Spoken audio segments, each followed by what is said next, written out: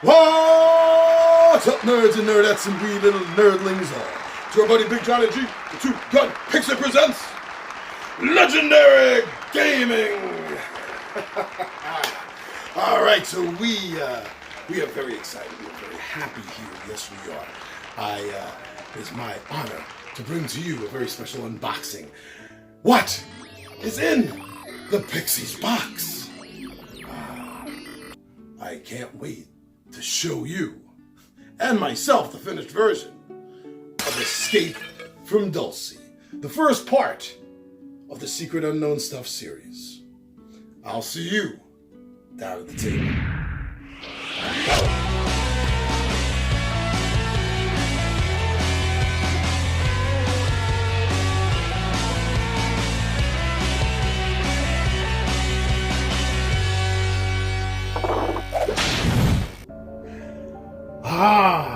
This, I have been waiting for this. I feel, this reminds me of how I kind of remember feeling that Christmas morning, that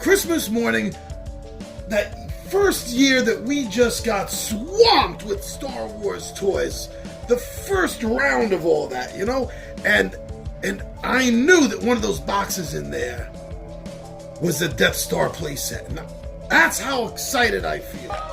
So from Sentient Cow Games, we got an unboxing to do. And I know that Alex, Ryan, and Tommy V are as excited as I am because they were all involved with previewing and play testing, so to speak, the Kickstarter version of this. And now to see and to experience the finished version. And Anthony has been really hot about wanting to play this and that he missed out on that. So I'm gonna keep this aside. I know I'm gonna need that again. So Fu, you are the guardian of the blade again. All right, let's see what we got here.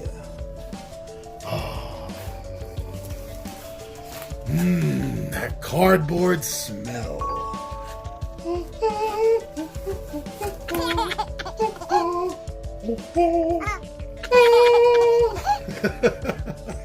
I'm just so excited, I'm having fun. Bubble wrap, lots of nice bubble wrap. I love this so much more than the peanuts.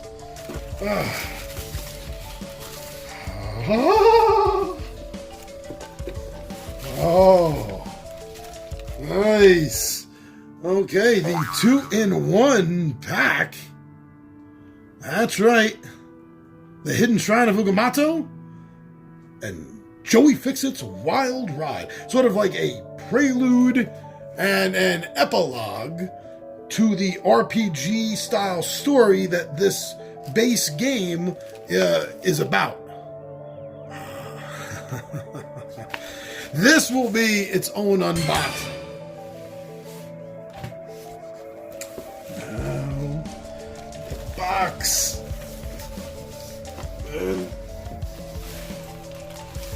And the dice! Nice big dice. When they thunk with purpose.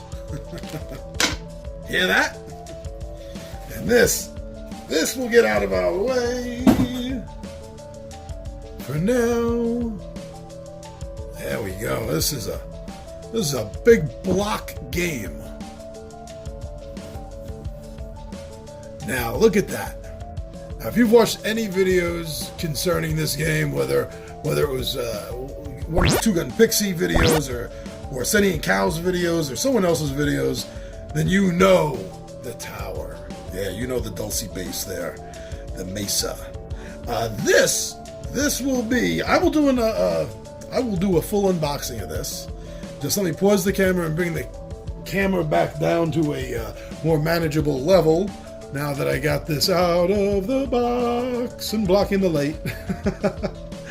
But as far as the next series of videos that go, the Big Johnny G, You Set Me Up, and the Big Johnny G's How to Play, this is going to be the first time there's going to be two setup videos, because I'm going to do a separate video just for building the tower. But for right now, let me readjust the camera, and we'll unbox this baby. Yeah, loving it.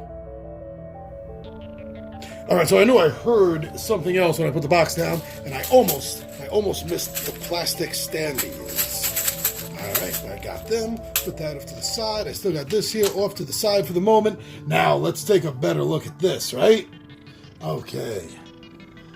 This is the first game by Sentient Cow Games, and what a way to just get out of the gate. You know, this is amazing.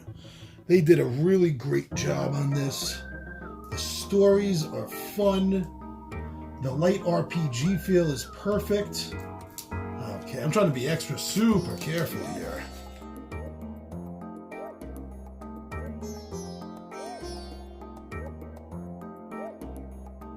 So here we go. Smooth. And what fun artwork too. This is good. This is fun. And it really invokes what's going on. And that's a lot of sci-fi, urban myth chaos. Now, these are going to be very important later on for reboxing, especially after you have the tower built. Because this will raise this up a little bit. See? So this will raise it up a little bit, and the tower parts will be able to fit in there. Yet another reason why I want to do a separate setup video just for the tower. Oh, and they got the plastic case and the molded. Oh, nice. And this book is thick. They have a great series of videos. I mean, I'm going to be doing a series of videos too, but they're going to pale to anything that Craig and Weller have done or will do in the future. What a beautiful mugshot, so to speak, huh? Great art. So, I haven't seen the rule book since the Kickstarter, and that was obviously nothing like this. That was just thrown together, Xerox kind of pages. And we went through it on the spot, and we're able to start up a game that we understood. So I can't imagine that from then to the final version that these guys have messed something up. So I have a lot of confidence based on what I've already seen and experienced through the Kickstarter version, that even though this is a fairly big tome, for rule books anyway, I don't think it's going to be much of a problem. I remember the game being very fluid. Everything just seemed to make sense. Okay. Plastic protector on this. Oh, this is great. Now these minis. Now it uses a combination of miniatures as well as cardboard standees. And so far, I didn't get a chance to use everyone. We did 2 games of it, but the Smith family was my favorite, and they're gonna be the first family I use now in the finished version of the game. What is the Smith family? They're like this genetically conjoined family, 1950s style family. I think the Rye Man was using Snippy Von Bell. I want to get a chance to use Snippy too. Two-headed cow. Man cow, woman cow. Of course that makes sense. The man in black. I am definitely going to have to do a slideshow gaming on this to get better shots and show off some of these really nice pieces. And they really are great. Oh, on the speaking of their Facebook page, somebody did a bang-up job of painting this robot mini, and it's really amazing. This guy or girl, I think it was a guy, I'm not sure though, who knows. The person that ended up painting this is fabulous at doing that. It really makes me jealous. Okay. I forgot his name. He's one of the player characters too. A guard that's kind of gone rogue.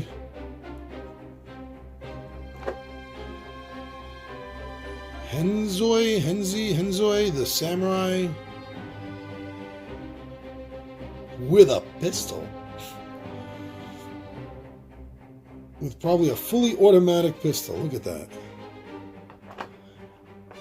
Oh, and this is Ray Gun Gigix, whose name I always kind of felt like was an homage to Gygax. You guys gotta let me know if I'm right on that.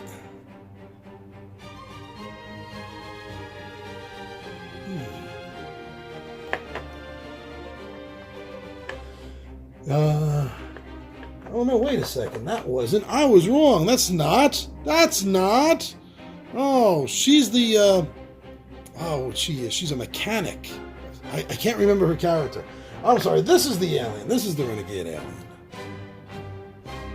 Well, come on. It's been like over a year since I had a chance to play this game with the Kickstarter version. So give me a break. And another one of the playable characters, Amelia Earhart. Yeah, because she's alive. You know, the aliens, they just took her away. That's it. And then there are a few characters in here that are allies to you that you can gain as allies, like Goat Boy. This is where some of the cryptozoology and you know, just sort of modern day folklore comes in. This is one of the aliens are going to be fighting. Here's another ally that you can possibly find and get. Mothman.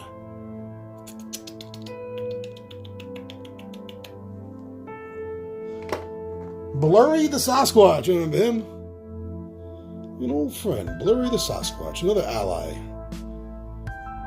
And it's cool because you have to find these items and they'll follow you around. I think with him it was peanut butter. For Goat Boy, it was a radio with a heavy metal cassette. The Atlantean. I don't know. It's just probably would sound like underwater, I guess. Oh yeah, this is another one. This is a reptile character, reptilian race, who was captive and escaped. You had a chance to play this character. It's a reptile, so I really don't know if it's a man or a woman, and does it really matter? Here's an abomination. This is one of the things you're going to be fighting. This is one of the bosses. The bosses all have minis. Well, they're underlings, like this is the only robot. This is the boss robot. Any other robot you're going to be having is, you'll see it's probably all underneath here, I'm guessing. So these are all the bosses. The Lizard Man boss. There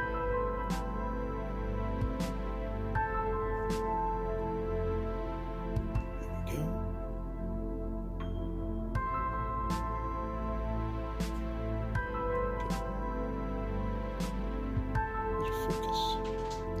A bit of focus. Maybe not. That's it. All right. So let's take a look. Oh, here's some more dice. Some more dice. Ah. So the different types of attacks have different types of dice they're going to use, like alien weapons, melee weapons, guns, and so you're going to roll the type of dice as well as the number in order to generate what's going on. And speaking of dice, while we're already looking at dice, we're going to take a look at some of the Kickstarter special dice. This Mamma Jam is huge. You can chuck these and knock out a squirrel 20 feet away. These are nice engraved. Whoa! That's got to be lucky. For now, that'll be fine. I'll figure out where everything goes. So, oh yeah! Oh, these ones, they turned out nice. Oh, I like the way these final versions turned out. So these are the character cards, your character mats. You're gonna be tracking You'll be tracking experience on it, your level. You'll be able to track your skills and abilities and how you strengthen them. Right? You're going to be able to make things better. And what kind of equipment each character can use. Obviously, Snippy Von Bell is not going to be able to wear, like, light armor. It's a cow. Oh, the backs look really cool. Look at that. Top secret. Confidential. Oh, here it is. The Lizard Man, Adam Starblaster. So you notice even their starting skills and abilities are different from one another. So they're starting off with specialties. And through experience and leveling up, you're going to be able to just make them even more different. Not just better, but more unique. And, you know, that's one of the hallmarks of an RPG. Right, Snippy? See, like Snippy here, the armor says alien armor or specialized. That's it. And weapons, it says Snippy can use any class weapon as long as they have the appropriate harness equipped. No harness, no weapons. Psi abilities, athletic abilities, backpack. Character can carry one card for each point of strength. That's what they each say. But I'm imagining, yeah, so Snippy has a 4 strength to start with. Not bad. See, sorry, 4 strength. Tori Hanzo, that's the ticket. And the material on this, I really like how they printed this. Well, it's linen finished.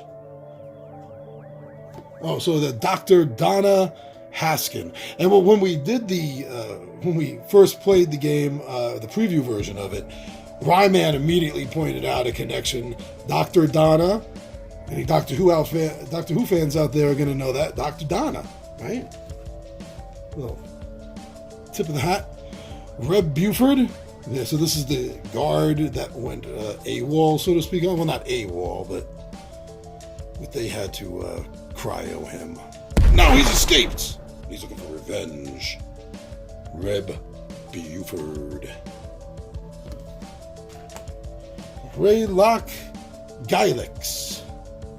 See what I mean? I kind of feel like this is an homage to Gygax, and I know that Craig and Weller are big fans of D&D, especially old school, so I'm totally feeling that, guys. Loving it. So now being an alien, you can wear light, medium, or the alien armor. And the final character with the base game is the one I told you about, the Smith family. God, these guys were amazing. I loved playing them. I got to play them once, at least one more time, in the real finished version. That's nice. Oh, yeah, the tracking board to track the alarm level, because you don't want the Man in Black coming out, especially too early in the game. You're not going to be equipped to handle the Man in Black at all. You got to be careful. And the level is going to have more guards out. It's a really good system for tracking it, I got to say. And here go. Oh, okay, we'll hold on that. Because this is the initiative track, the initiative board, which we all found absolutely brilliant. Absolutely brilliant. You keep track of who's at what initiative point right here. The cards are drawn from here, put out over here, and even if you have to draw, like, let's say 2 or 3 cards from the same stack, they're going to be different. There's going to be different attack methods on them, and that was a real plus for us when we tested the game out. All right, so here is, part of the tower, but hold on. Let me try to see if I get the rest of the board stuff out first, like this. This is the bottom level, level 6. This is the bottommost level. You're not even working your way up yet while you're down here.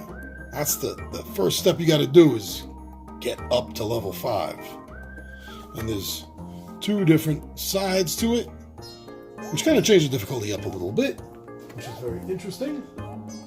And then, so finally back to this piece here. The topmost piece, level 1. This is where you're ultimate goal is to get to, and then defeat the man in black and escape.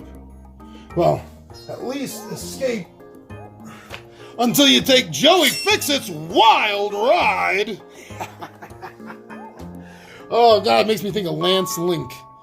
Look that up. Go ahead, look it up. Lance Link. I'm old. I know these things. Okay, so the rest of this is all the tower, right? That's on the cards. Of course, how did I not think of the cards? Because I'm so excited about the tower. Oh, it's coming out so nice. Look at that. It's just popping out all by itself. Now, the sort of test version that they had that they were sending out to the reviewers like us, which we then had to send back to them or to the next reviewer in line. So it saw a lot of wear and tear, and it was such good quality. I mean, obviously it wasn't linen finish like this is, but it was such good quality. And they've definitely upgraded it. And we were all saying that it was good enough quality that it could have been passable.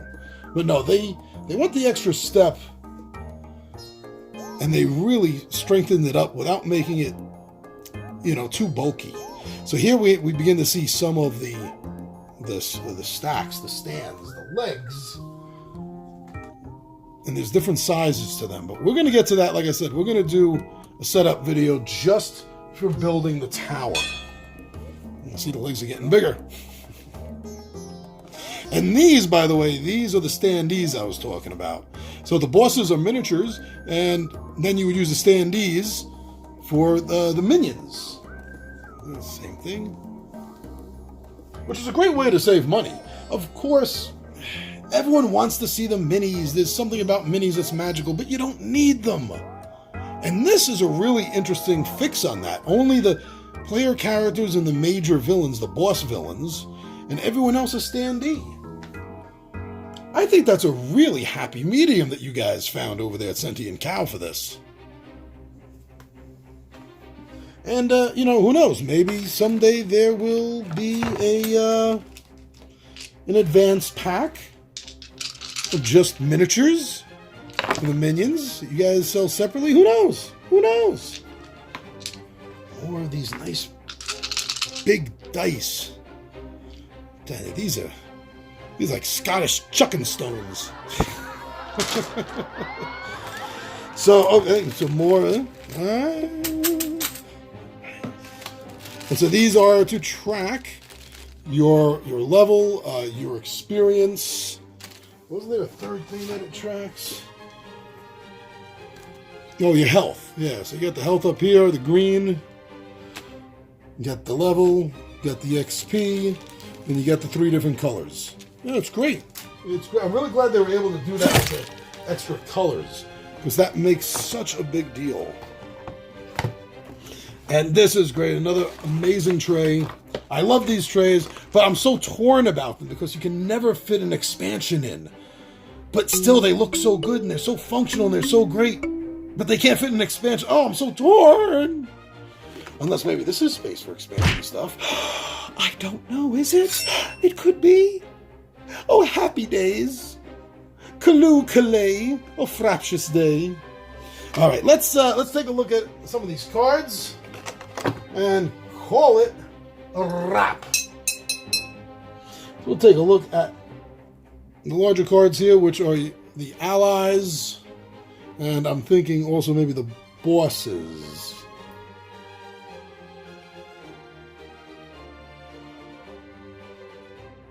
Blurry the Sasquatch! So that's cool. So when you get them as allies, you're able to add a count, whatever those things are called, the little pinchers on here to keep track.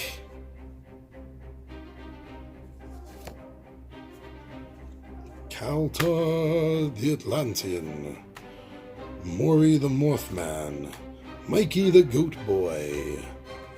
Oh yeah, see, and here go the monsters. Well, not the monsters, but the enemies, like the guards. And you see how they'll have different. Right here, right? You got that in focus. So these are both guard cards, but at this level, we'll use a shotgun while the dual pistols. So they change things up, and I like that, and so did the rest of us when we were playing through the initial Kickstarter version of the game. Lizard Man Commander, Mutant Commander,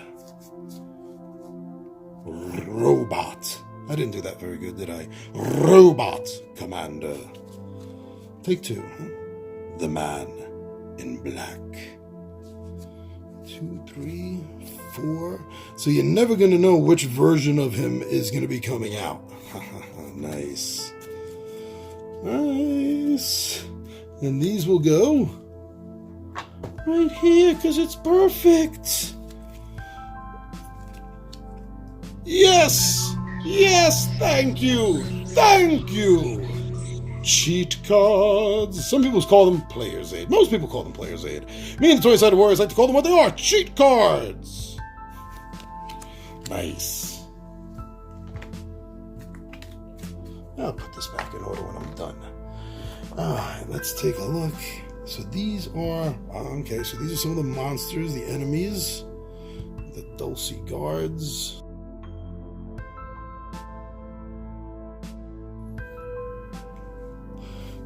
Guards. So these are not the commanders, the bosses. These are the run-of-the-mill minions and mooks that you're going to be going through. But just like their bosses, they're different. They'll do different tactics. So again, you're even if you played this a couple of times, you're not necessarily going to know what your enemy's tactics are going to be in any given fight. So everyone that there is a boss, what the heck's a boss?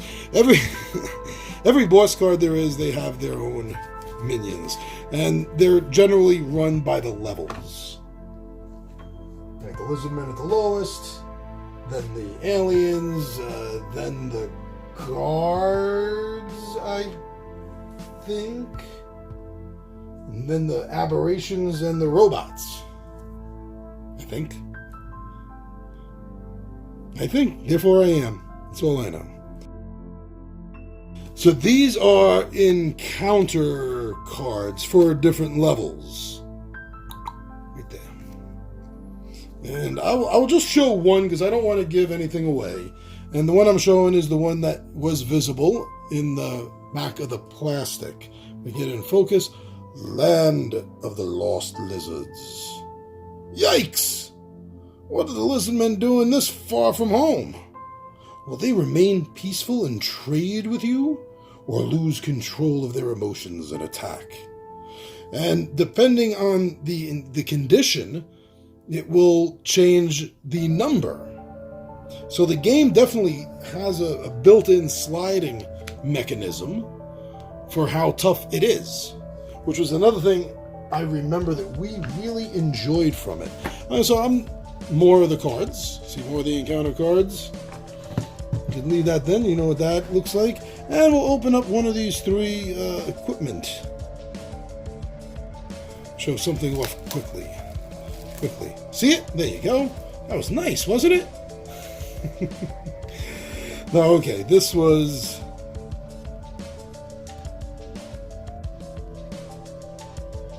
a time slow grenade. Ooh. Time slow automatically hits all enemies and players in a room. Each has their speed reduced by 1 for encounters. Discard once used. Well, that's pretty cool. That's high tech. Now, there's some more high tech stuff. Experimental harness. Only usable by Snippy Von Bell. Equip 1 experimental class weapon. And the last one, take a quick look at just randomly. An EMP grenade. Completely destroy all robots in one space. Does 4 damage to robot commanders. Discard once used. A lot of interesting items. I think there's more than we play tested with. So that's it. That's everything inside this game that me and the 20-sided Warriors have been waiting for with bated anticipation for some time now. And where is...